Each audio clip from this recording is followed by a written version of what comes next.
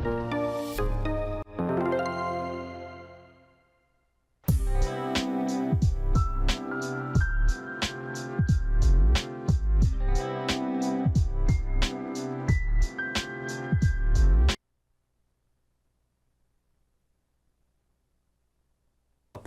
where we share inspiring stories and connect with amazing individuals. I'm your host, Kekoa Pirloa Carvalho. Before we introduce our guest today, I want to give a big shout out and mahalo to Schaefer's Roofing and Construction, All for God, Laverne's, Signal Hawaii, and Local Joe's West. And of course, Olelo. Let's go. Now let's welcome our guest. Please introduce yourself, share a little bit about who you are, what's your name, and where you're from. Hello everyone, I'm Stephanie Sullivan. I am from Kodiak, Alaska. If you've ever watched The Deadliest Catch, that's where it's filmed. So my family is in fishing industry, king crab, hard work, hard play, and you were not treated to be weak at all. Right on. My mother is from Kailua. Oh. She's Portuguese Hawaiian, so I came back and forth from the islands growing up. My high school years, I got moved to Boston, Massachusetts, so I lived on the East Coast for a while. And then ended up here as a Marine wife during Fallujah and was pregnant with my son while my husband served over there and came back real broken.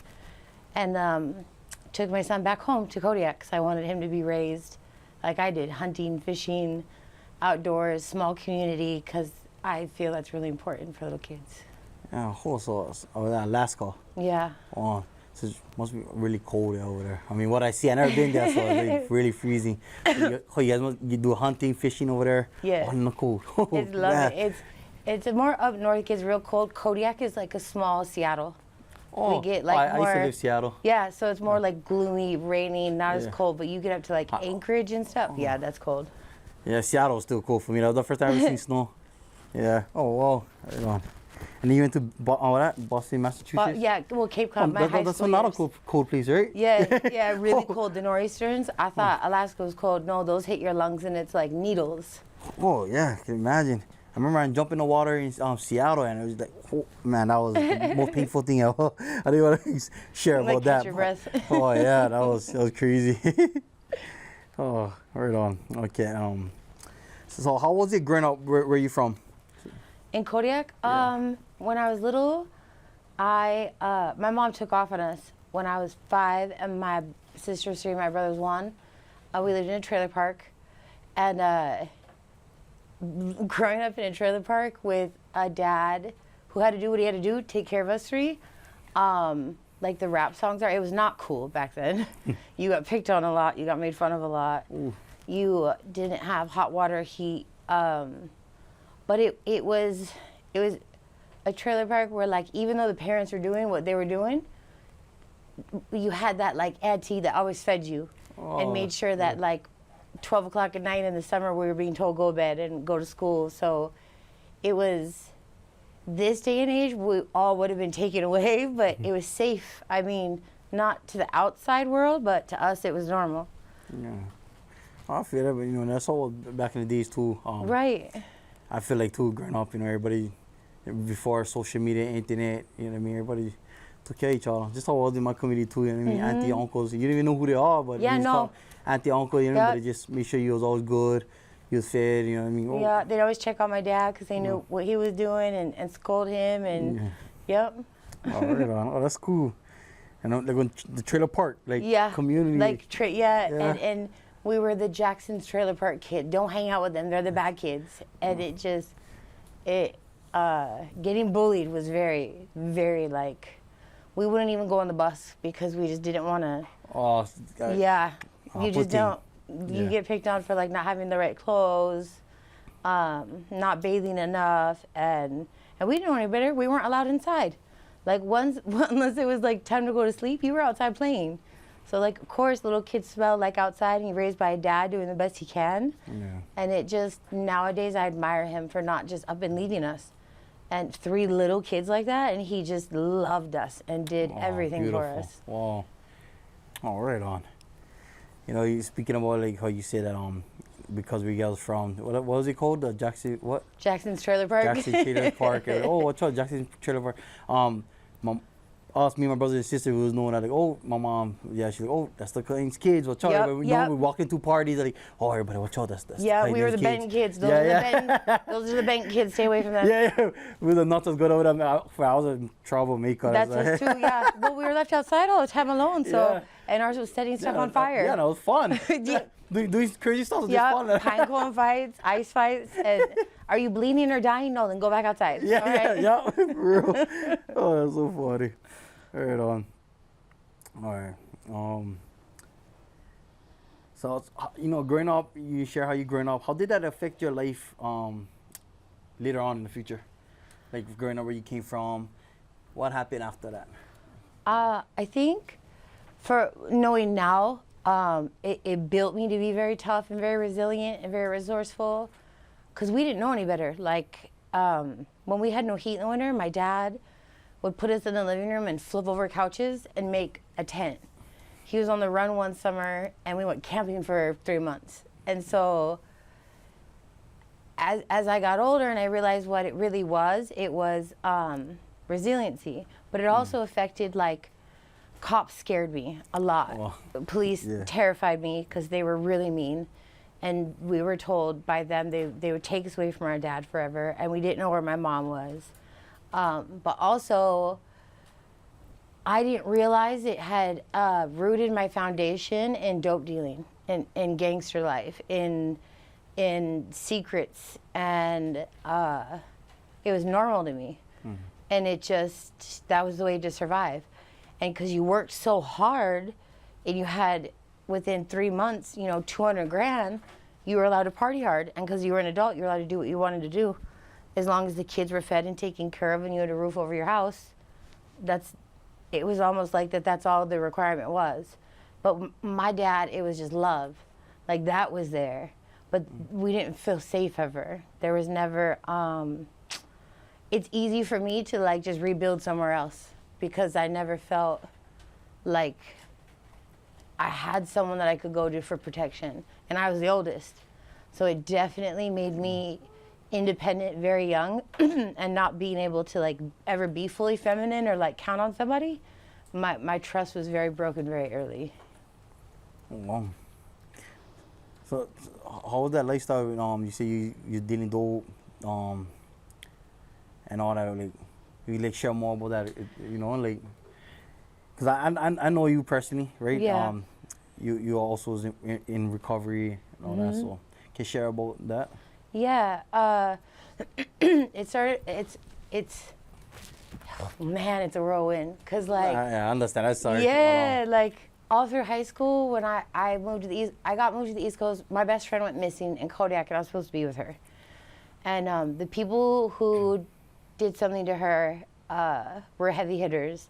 So the FBI got a hold of my mom, and I was moved to across the United States, away from my whole family, my brother, sister, dad.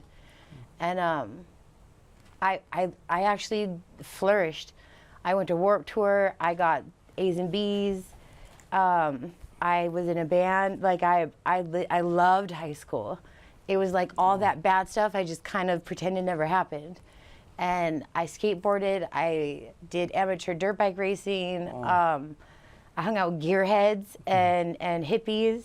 I could outdrink them all, and I thought that was cool. And didn't really have any boyfriends, just, like, one best friend that was my girl, and then a bunch of guy friends. And then I got married, and that's when, like, it shifted. When he joined the Marine Corps, 9/11 had just happened. We were seniors in high school. And he joined the military, because I told him, look, I got to go back to Alaska. I got kicked out graduation day because my stepdad told my mom there was an ultimatum, because whatever weird stuff they had going on. So I said, you got to keep me here somehow. So I joined the military. And then fast forward, I'm 19 and married here on Colonial Marine Corps Base, where my mom and my dad. And he goes to Afghanistan, Fallujah, and I'm pregnant with our son. And I worked construction during the day and 808 tattoo at night. Billy Whitney's my son's godfather. And Oxy 80 started coming out. Marines were coming back injured, and they were just pushing. Like, he'd have bottles of them. And I was the type that like a half a Viking and I'd puke. Like I would smoke my weed. I like to drink, have a good time, but like I was a very OCD adult. Like I was the one all the Marines could come over and I would cook for them, love on them, make sure they're taken care of. Well, when he started becoming very different, I came home one day and he had a needle hanging out of his arm, and my son was there. He was supposed to be watching him while I was at the doctor's. He was a year old. Oh, shit. And I freaked out, so I flushed his stuff. Mind you, I never tried opiates. I didn't know what dope sick was. So he beat me almost to death. I took my son and I left. We got a divorce. I'm in Kodiak with a 2-year-old who is, not something was wrong with him. I knew he was different. He was very angry. He was very hyper. They wanted to put him as ADHD, and I knew it wasn't that. I got him tested, and it was when autism first started coming out. He had Asperger's. I always say that wrong. But I knew something was just different, so he was a lot. And I'm bartending at the time. So in Kodiak, bars are open till 5 or 7 a.m. You can reopen at 10 a.m. So from 3 to 5 a.m. I'm serving, and we're slammed, busy. I get hooked up with this homie because he knew I didn't really do drugs. He's like, hey, you got these Oxy 80s, you want to make some extra money? Well, yes. What single mom wouldn't? Like, I had my own place. I was making good money. I was making $1,000 a night in tips by Bering Sea fishermen. And why wouldn't I want to? And one day my body hurt real bad, and I asked someone, I was like, what's that feel like? And I was so against pills because I had lost him. My husband took him, you know, it took my husband away, my dad away. It had broken my family. But that one hit, and I know addicts know what I'm talking about, where it feels like you finally have the answer to feeling normal, and that pain goes away, especially when you're a single parent. You feel like, now I can do it. It just, that I found the miracle. Like it felt like God came down and handed it to me. Like, here you go, here's the answer to your prayers. And it went from there. I found out real quick that if I wanted to stay high, I needed to deal them, because I was not about to pay the prices that the dealers wanted. And all my uncles are dope dealers. So real quick, real fast, I got in the game, and it led me to being in Anchorage, getting radiation because I had cancer, then putting me on Dilaudid, and it wasn't working. And my fiance that's now dead from a heroin overdose shot me up with heroin for the first time. And it literally felt like a warm hug. Like that was it, it was a wrap. Once I felt that, I was done. And that was when 20 years ago, 22 years ago. I never did do heroin. No, you're good. But, you know, because I lost some family member to heroin and all that. But that's one drug I never did. I did crystal meth, cocaine. Yep. I never did that. How does it make you feel if you share that? I'm sorry, but just so people know. Exactly absolutely. How did it make you feel? And then the side effects after, the down part. Oh gosh, that's it, right? Yeah. So with heroin, cause heroin and fentanyl are different, and I want everything at once. I have high tolerance, and I know everyone says that, but I do. I like mixing benzos with my heroin. I very much like taking my Xanax and my Klonopin and my heroin and using a little crystal meth, and then making like this concoction. Holy and shit. That's what I would do every single day. And I would eat the pills and make a speedball.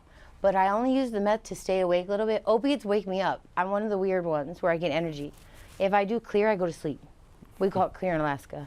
It knocks me out.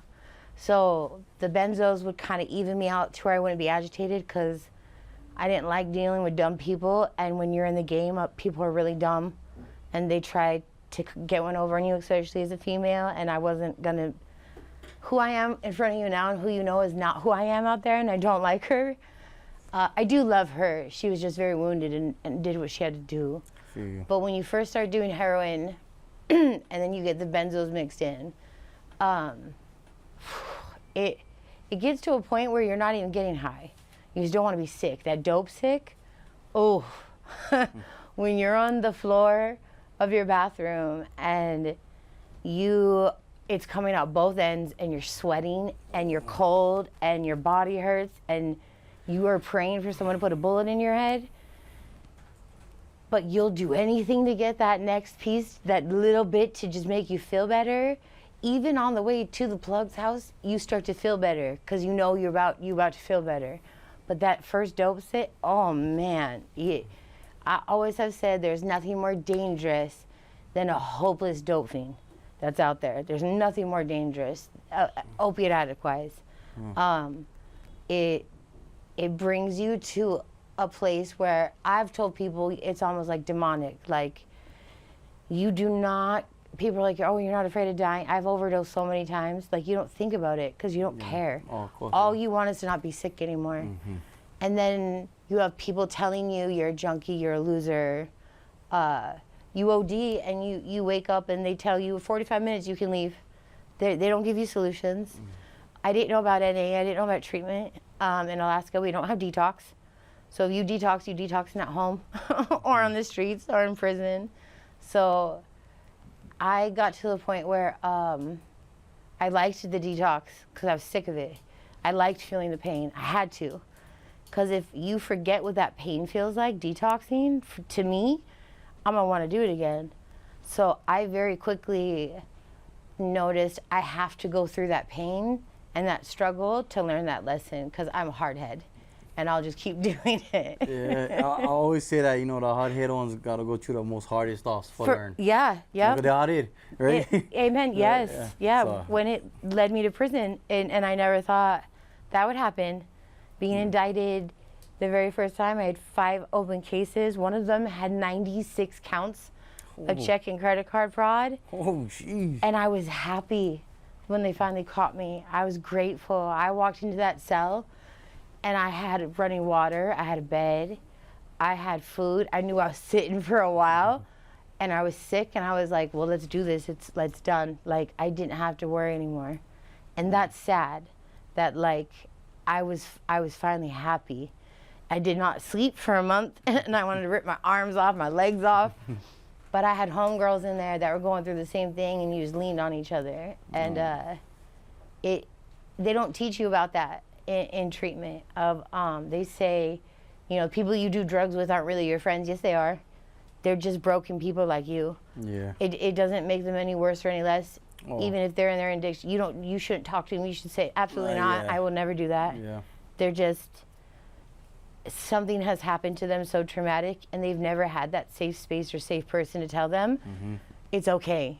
Yeah. And you trying to numb it is completely normal, especially with what's going on now. Yeah. Or even forever back then. Like, when people film addicts on the street, when they're spinning out, it's disgusting to me, because that's someone's dad, someone's mom, someone's father, and why don't you go see if they need help instead of filming them, you know? Yeah. No, that's true. I believe that. 'Cause that could easily been me. And even in the beginning of recovery, I was embarrassed for even talk about it. Yeah, yes, that embarrassment. Yeah, because when I did drugs, it wasn't like I was doing it in front of everybody. No, mine was hidden too. Yeah, I was hiding. I was a functional addict. Yep, had a job. Yeah, me too. Yep. Yeah, so nobody, like, people that knew. People knew. Yeah, yeah. Yep. Because they only see how I acting and all this and that, so they, you know, they're not stupid. But I was doing it out there and anything. So when I got clean and sober, I was ashamed for let people know that, oh, you know, I did crack, or I was smoking crystal meth. Right. But then I made the video, but I didn't post it yet. I just showed one of my friends, and then my homie was like, "Fuck, what? That's inspiring." But she'll post it. Go, fuck, that's embarrassing. It's for us, yes, you know what I mean? Like, but and then I was like, okay, so I post them, and I turn off my phone. That was at nighttime. Woke up in the morning, turn on my phone. You look away. Yeah, I look away. Yeah, just look away. Nah. Then I turn on my phone. I look at like, hold, and the thing just start blowing up. Boom, boom, I get messages, and then that part. Yeah, like that feeling's better than any high in the world. Yeah. And like, I don't know how to describe it. Yes. It was like, I wasn't alone anymore. You know what I mean? Like, yes. I wasn't by myself. Yep. There people from South Africa, France, reaching out to me and like, wow, going through the same thing. Feel like, the goosebumps. Yeah. Yes. So it showed me like, wow, I'm never alone. Like when you in your active addiction, you feel alone. So alone. Yeah, you like you really feel alone. You think you're the Ooh. only one going through this and all that, but you're not. Like No. you're really not. The person you're doing them with is going through pain too. Yeah, and that's why you're doing drugs together, because you just feel. And it's a weird because feeling, you know what I mean? you don't know that connection. Like you don't, like yeah. you hustling together. Yeah. We got each other's backs, but that we're not talking about the trauma. Yeah, no. We're not facing what's really going on. Yeah. So it's like, I got your back, you got mine. We can go mask up, and I'll rob anybody with you. But for both of us to walk into an NA or a room or this, like, I'm terrified. Yeah. Nope. So I don't want to tell you that chick anything. is scared. Right? Yes, that's but, so true. but we'll do all the other stuff that scares people. That's Walking down dark alleys, we're like it's nothing. Oh. And then you become vulnerable. And I think it's because we've been hurt so much by the people that are supposed to take care of us when we were younger or even older. And so now we're allowing whoever we're sharing this with that wall to hurt us and to use it against us. But that's when, like, people like you and I, we get that thick skin now. We're like, you can call me whatever you want. Trust me, I've called myself way worse. Oh, yeah. Like, exactly. you can't say nothing that's going to bother me anymore. Yeah. Yeah, exactly. It's so true. Right on. Thank you for sharing that. Yeah. Needed to be here. Right on. All right. What motivates you to do what you do now, and what drives your passion? Oh, what motivates me is 3 days prior to moving here, a year and a half ago, 3 days for my birthday, I OD'd and I was flat out, I was dead. Oh, shit. And off fentanyl. And came to, did not know where I was. I believe my son was told I was gone or something like along the line. And when I went home the next day, I got a knock on the door and I was indicted on burglary in the first, 3 firearms in 2002 as a maxed out felon in Alaska. Geez. And they don't play in Alaska. And I was like, how, like, they had raided all my places a year prior, but I didn't think, anyways, they will indict you years later. Please don't ever think if you do something, the destruction of your path, what are they saying in it? The whatever, the destruction of it, it'll come back to you. So I get handed these papers. Well, my mom called my cousin who helped run a clean and sober living home here. And I went to the judge. He said I could come. The DA said, I want extradition paperwork signed. I don't care what IOP, whatever you do, that's not going to count. I'm coming after you for burglary first. You're doing 10 years because of my family. Like, he wanted me. And I was like, all right, let's go. And for real, it was God. Like, I got there, and at 7 a.m. you got to wake up to do devotions. Like, what? I was 3 days off fentanyl after a year runner. And they're praying. And I'm not trying to pay attention or hear this. I'm trying to just not freak out that I'm facing minimum 10, maximum 30, and I'm 40 years old. I flew here the night before my birthday. And then, man, one day I knelt down in front of the cross at Crossfire Ministries in Kahaluu, where I was living, with Colleen Pekele and her husband Mikhail, and Jen Pekele, and I had tried everything but him. And they just kept reminding me, he's gonna open these doors. And to me, as it felt like, there's no way, he's not, do you know what I'm facing? Yeah. There's no way. Then my homegirl, Smiley, told me about a position that I could reach a younger generation that was going through trauma that I caused, that their parents caused, my son's age. And that's what motivated me and hit me. Because my son, we still have, he has every right still be going through what he's going through. His mom and dad have not been around. And I was given an opportunity to work with that age group. And at first I thought, there's no way. They're gonna hire me, first of all. And they did, and man, I love it, because that age range from like 10 to like, it says 25, but really like maybe 25. Well, I honestly think it should be 30. But like that age range, like they are now being affected by us and what we've done. And the drugs are stronger and they're doing them younger.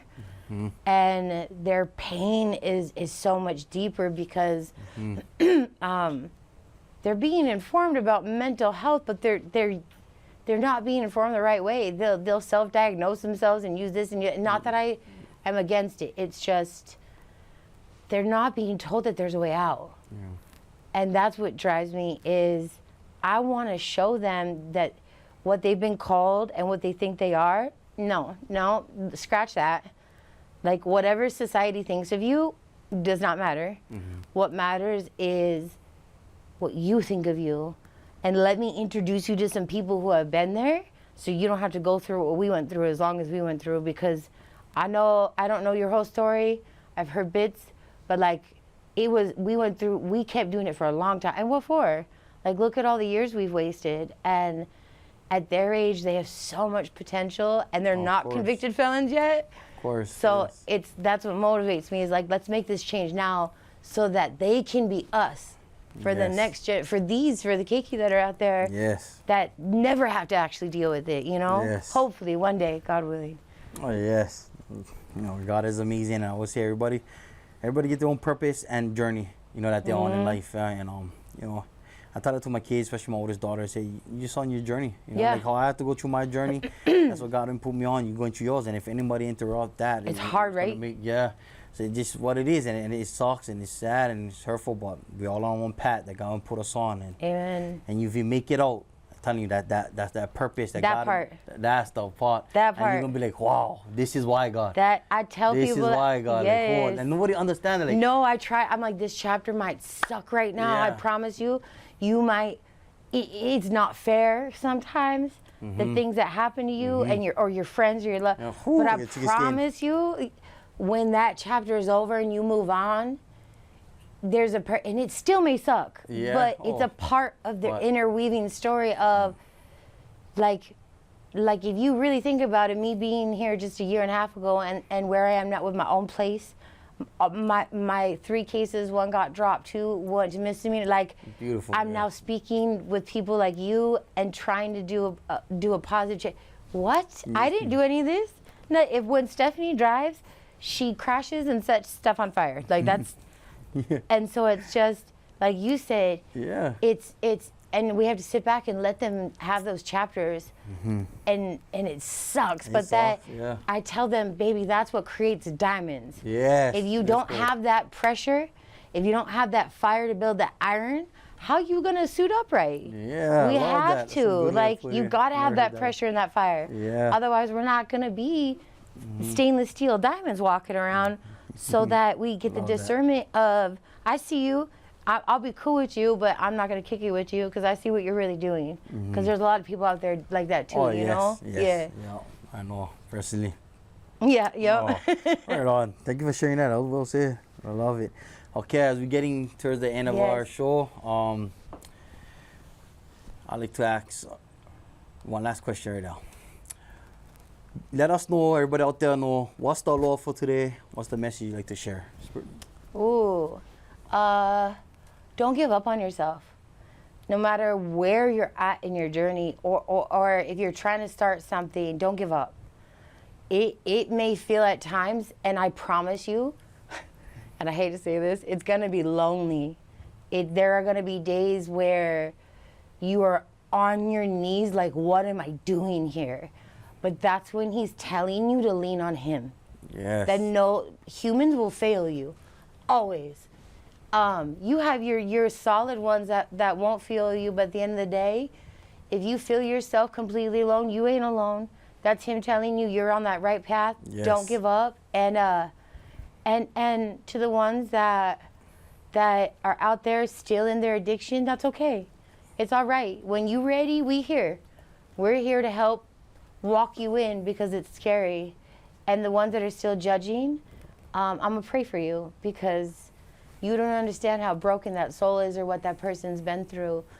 And really, if you just went out and showed some love to somebody, it changes their whole day and their whole perspective, and you could change their whole life by just smiling at them and saying hello. So just that hate just needs to go away. Just accept people for who they are, what they come as, meet them where they're at, and just, I don't know, just don't stop. Just don't give up. It gets better, I promise. I love that. Thank you. Yes, thank you for having me. This is dope. Yeah, no, thank you for coming on and sharing your story, because your story can help a lot of people with that. I hope so. Like I don't want anyone to ever go through what I went through, especially with fentanyl hitting here so hard. Oh, yes. Like, share your social media handles where people can find you and follow you. What was it? Alaska Inked 85. I'm just learning social media. I moved here to Hawaii, and everyone was on Instagram in Kodiak, Alaska. We live next door to each other, so like, when are we gonna make a reel of? Like, we're trapping in trailer still, so like, we're not trying to show none of that. So that's actually what led me to you guys, the empowerment workshops, is the social media. And I would watch the people I work with, watch y'all. And I see, and I'm like, oh, they think they're the cool kids, and they are the cool kids. So I'm gonna bring the cool kids to them, and they're gonna want to be like them.